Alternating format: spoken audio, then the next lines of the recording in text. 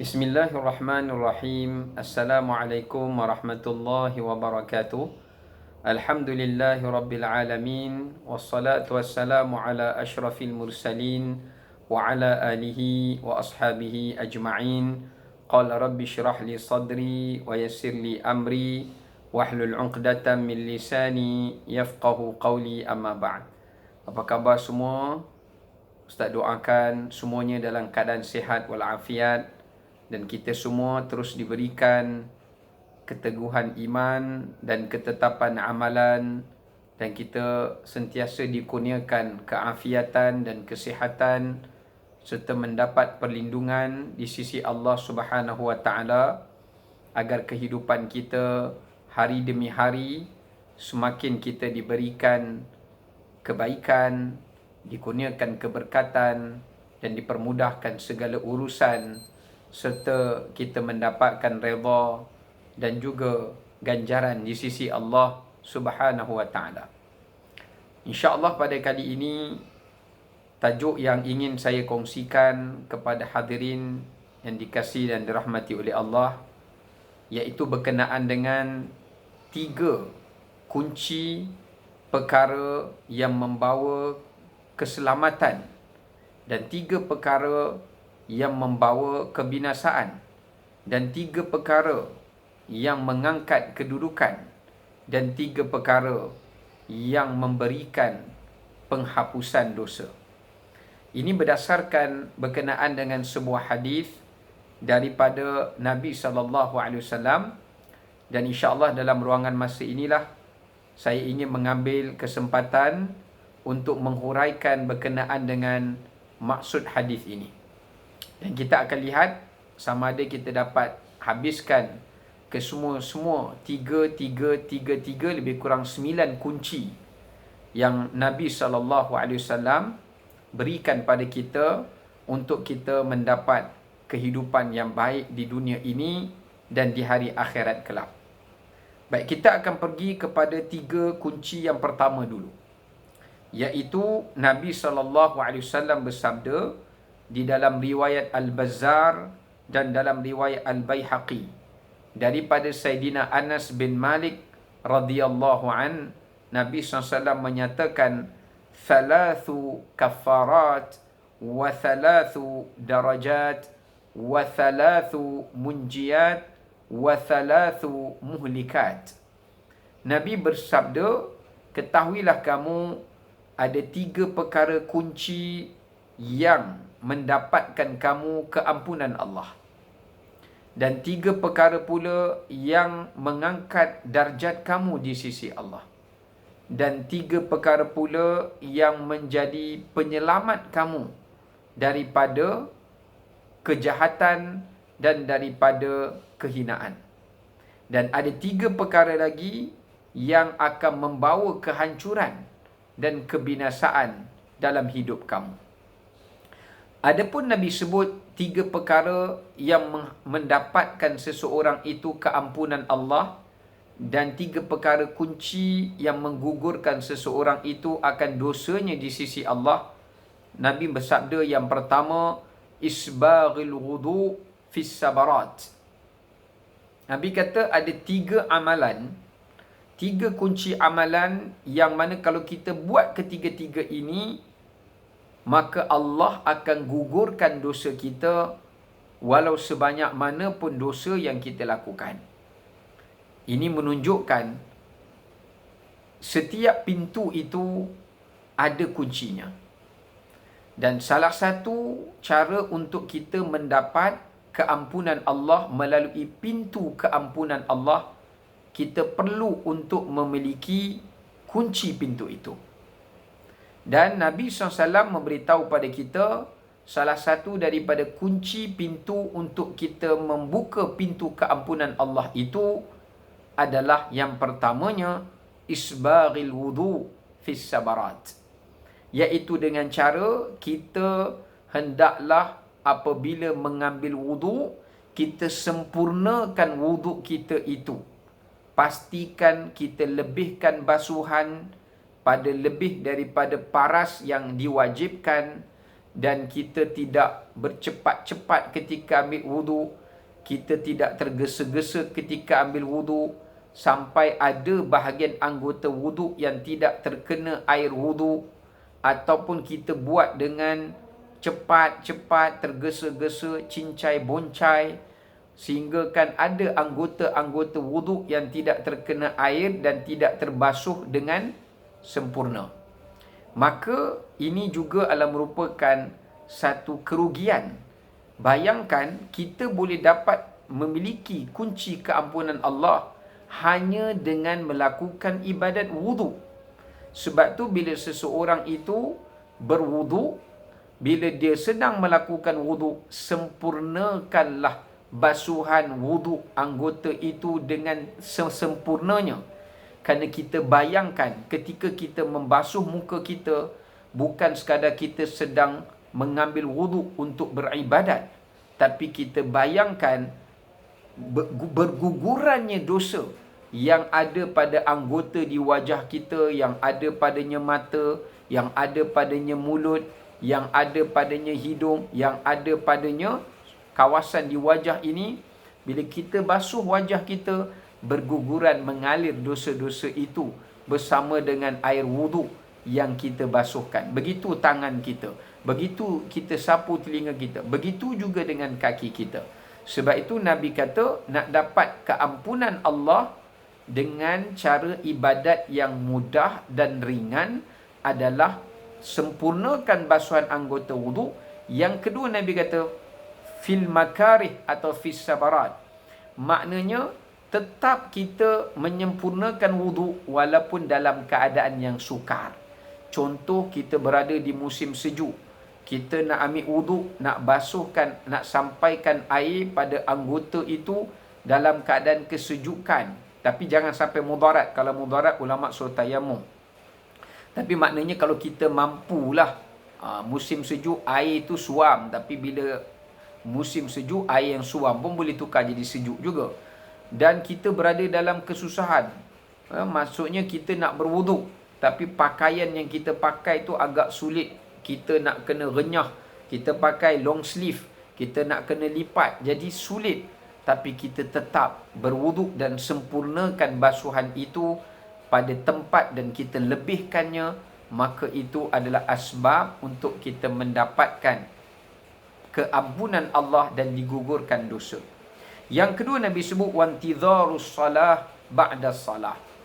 Cara kita nak membuka pintu keampunan Allah, ataupun dalam bahasa yang lain, cara untuk kita mendapat keampunan dan cara untuk kita mendekatkan diri kita untuk bertaubat kepada Allah Ta'ala, selain daripada kita selalu melazimi diri kita untuk berwudu, kita juga dituntut untuk menunggu waktu solat.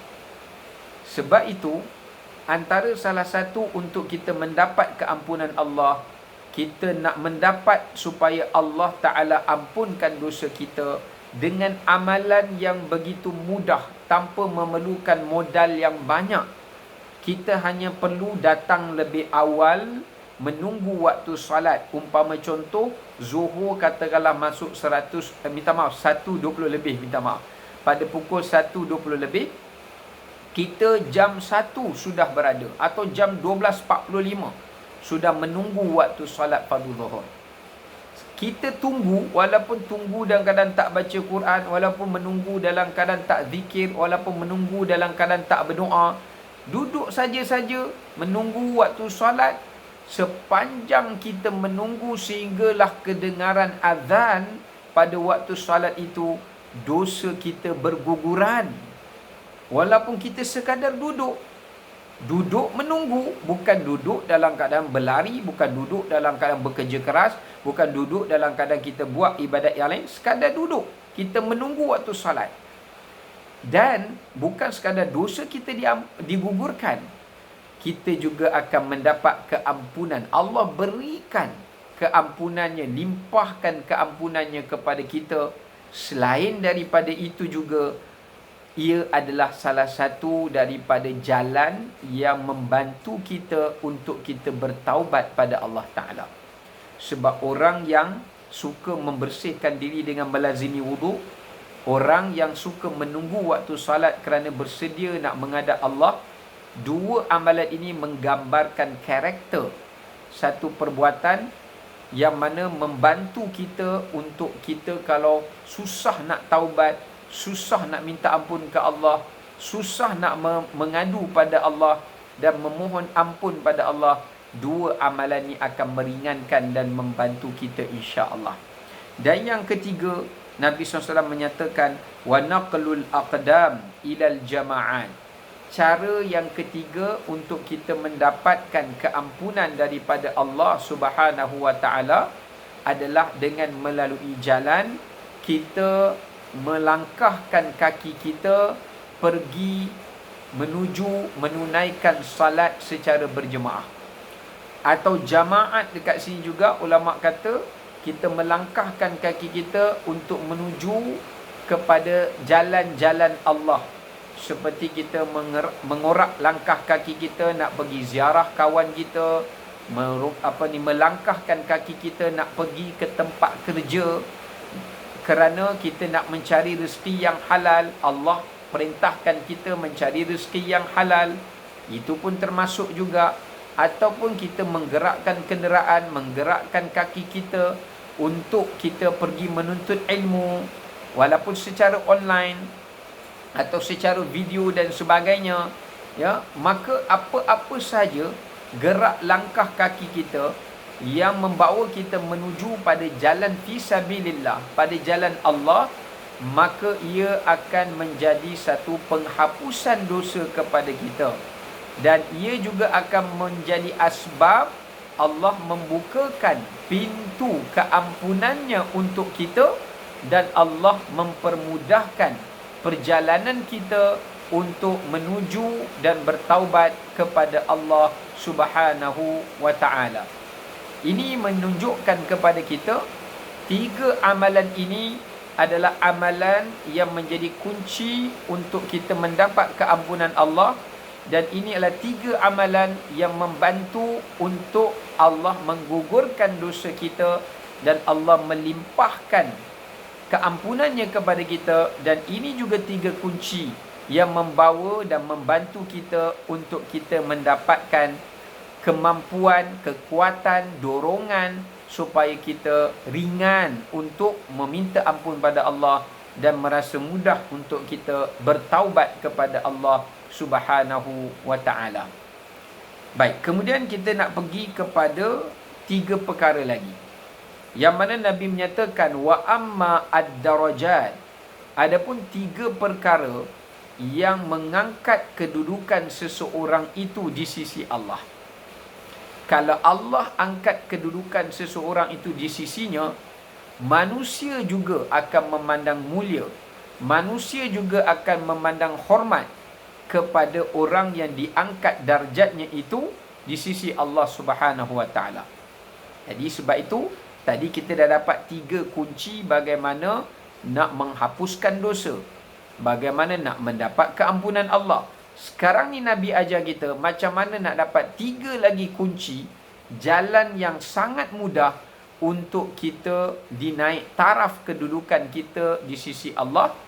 Bukan setakat naik taraf kedudukan darjat kita di sisi Allah, tapi diangkat kedudukan darjat kita di dalam syurga Allah Subhanahu wa ta'ala. Ini sangat luar biasa. Kita kalau bekerja pun, kita mesti ada cita-cita nak naik pangkat. Ya, kalau kita berniaga pun, misalnya contohnya, kita mesti ada cita-cita nak perniagaan kita makin maju.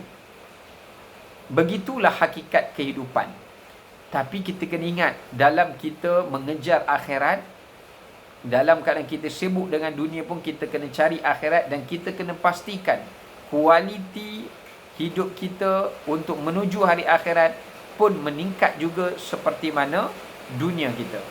Maka Nabi SAW mengajarkan, benda yang pertama yang mengangkat darjat kita adalah it'amut ta'am, iaitu amalan memberi makan, menjamu orang makan, membelanja orang makan, menghilangkan kelaparan orang lain.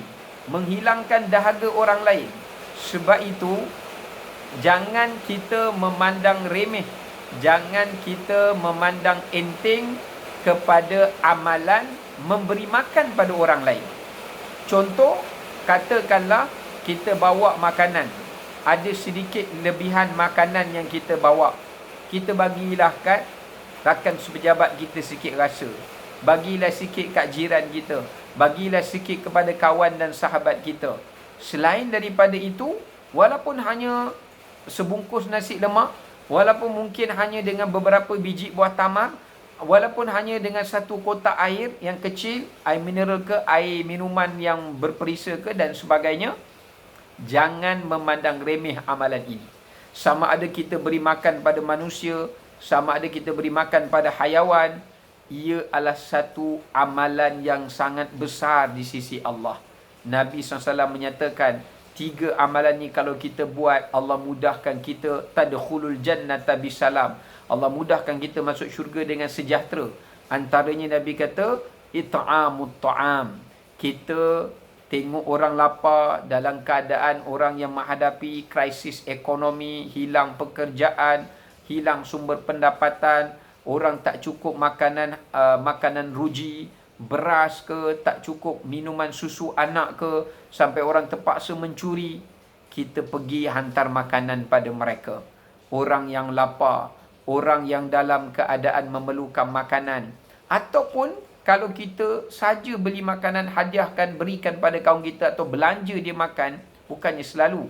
Maknanya kalau sekadar kita mampu, walaupun sekadar belanja dia makan kuih je ke, sekadar belanja dia air sebotol ke, itu pun sebenarnya sudah cukup, kerana Nabi sebut a'zamu sadaqatin ajran indallah, dan sebesar-besar pahala sedekah, ganjaran pahala sedekah di sisi Allah adalah kamu memberi makan dan minum kepada saudara kamu.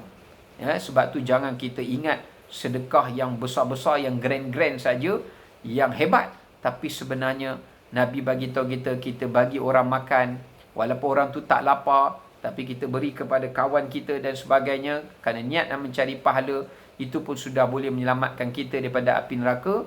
Kerana Nabi sebut ittaqun nar walau bisyiqqi tamrah. Kalau kamu dapat jamu orang walaupun sebelah biji tamar pun, dengan beri makan padanya dan menghilangkan laparnya, walaupun separuh biji tamar tu pun, Allah boleh hindarkan kamu daripada api neraka. Yang kedua, Nabi ajar kita nak angkat darjat, wa ifsya'us salam. Kita kena hidupkan amalan memberi salam. Kita jumpa orang, biarlah kita yang menjadi orang yang memberi salam dulu. Kerana Nabi sebut, wa khairuhuma abda'ukum bis salam. Sebaik-baik kamu adalah orang yang memulakan memberi salam. Orang beri salam hukumnya sunat. Orang yang jawab salam hukumnya wajib. Tapi ulama kata, biasanya amalan yang wajib lebih besar pahala daripada amalan yang sunat. Tetapi dalam bab memberi salam, amalan yang sunat lebih besar pahalanya daripada amalan yang wajib. Maknanya, amalan kita memberi salam pada orang lain lebih besar pahala daripada orang jawab salam kepada kita. Masya Allah. Sebab itu, kalau kita nak diangkat darjat kita di sisi Allah, kita amalkan supaya kita, kalau pergi ke pejabat, kita menjadi ejen, orang yang mendoakan pada saudara kita dulu. Dengan ucapan salam. Jangan assalam saja, jangan salam saja, tapi assalamualaikum paling kurang, atau assalamualaikum warahmatullah, atau assalamualaikum warahmatullahi wabarakatuh. Nabi kata kalau kita sebut assalamualaikum dapat 10 pahala. Kalau warahmatullah tambah lagi 20 pahala. Kalau wabarakatuh dapat 30 pahala. Maka di sini menunjukkan kepada kita bahawasanya kita boleh dapat pahala, diangkat darjat dalam syurga, diangkat darjat di sisi Allah hanya dengan amalan yang sangat mudah, iaitu bila jumpa orang yang kita kenal ke, jumpa orang yang kita tak kenal ke, kita doakan untuknya melalui ucapan Assalamualaikum atau ucapan salam kita. Kerana dia adalah ucapan yang diucapkan, ucapan penghormatan ahli-ahli syurga apabila mereka berada di dalam syurga kelak nanti. Sebab tu bila kita selalu mengucapkan ucapan ahli syurga, insya-Allah Allah permudahkan perjalanan kita untuk ke syurganya juga suatu hari nanti. Dan yang terakhir, Nabi ajar wassalatu bil-lail. Antara amalan yang mengangkat darjat kita. Ini amalan yang lebih sukar. Tadi takat beri salam senang. Ya, kemudian takat nak beri makan tu mungkin berat sikit lah, bergantung pada kemampuan kita. Tapi yang lebih hebat ini iaitu as-salatu bil-lail. Nabi suruh kita bangun mengerjakan solat di malam hari. Maksud solat di malam hari ini adalah kita bangun mengerjakan ibadat solat malam, iaitu solat tahajud. Solat malam ni ada dua. Kita boleh pilih salah satu daripada dua ini mengikut kemampuan kita. Kalau nak lebih afdal, bangun solat tahajud. Kita tidur dulu, kemudian di 1/3 hujung malam atau 1/2 malam yang akhir, kita bangun, kita buat solat tahajud. Ustaz, saya belum mampu. Kalau buat solat tahajud pun on off. Tak apa. Kita ada solusi kedua, solat malam jenis yang kedua. Yang ni lagi senang, iaitu solat witir. Solat witir juga termasuk daripada bahagian solat malam. Bahkan dia juga termasuk antara solat yang dicintai oleh Allah. Kan dalam satu hadis sebut, innallaha witrun wa yuhibbul witra. Allah itu ganjil dan Allah suka solat ganjil. Ini solat witir. Kerana kita solatnya ganjil kan. 1, 3, 5, 7, 9 rakaat. Baik, maknanya kat sini, kalau tak mampu solat tahajud, jangan tinggal semua solat malam. Kerana solat witir, kita boleh mengerjakannya sebelum kita tidur. Ini selepas Isyak, sebelum kita tidur, kita tunaikanlah solat witir. Nabi sebut, faman arada ayyutira biwahidah falyaf'al wa man arada ayyutira bi thalath falyaf'al. Siapa yang nak buat witir 1 rakaat pun dia boleh buat. Siapa nak buat witir 3 rakaat pun dia boleh buat. Tapi afdalnya dia buat 3 lah. Kalau 1 pun boleh je. Tengoklah waktu kita, kemampuan kita. Yang penting buat, jangan tidak buat. Jadi ini di antara peluang untuk kita menaik tarafkan kedudukan kita di sisi Allah, selain daripada kita dapat mengangkat kedudukan darjat kita di dalam syurga Allah Ta'ala nanti. Jangan kita abaikan, kerana kalau kita berada di syurga yang lebih bawah pada saudara kita, itu pun sudah cukup memberi kita satu penyesalan yang tidak terkata, kerana beza satu syurga dengan satu syurga yang berada di bawahnya, beza nikmat antaranya, walaupun beza satu tingkat saja, tapi bezanya adalah berpuluh-puluh kali ganda. Orang tu lebih dapat nikmat berbanding kita. Bukan beza 1 kali ganda, bukan beza 2 kali ganda, tapi kata para ulama, berpuluh-puluh bahkan beratus kali ganda beza antara syurga di bawah dengan syurga yang atasnya sedikit. Ya, maka itu di antara beberapa perkara yang dapat kita kongsikan dalam kesempatan kita pada kali ini. Semoga semuanya dapat mengambil manfaat dan pengajaran dan selamat beramal. Sekian saja dahulu. Wassalamualaikum warahmatullahi wabarakatuh.